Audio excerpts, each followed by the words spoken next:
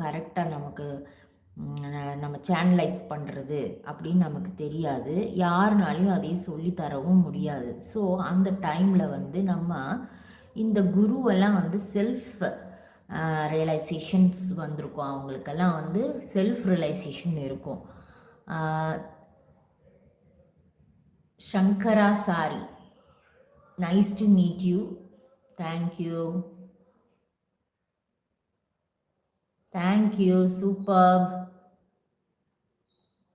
இதை வந்து கேட்டுகிட்டே இருங்க. நம்ம வந்து நிறையா நம்ம வந்து தெரிஞ்சுக்கலாம்.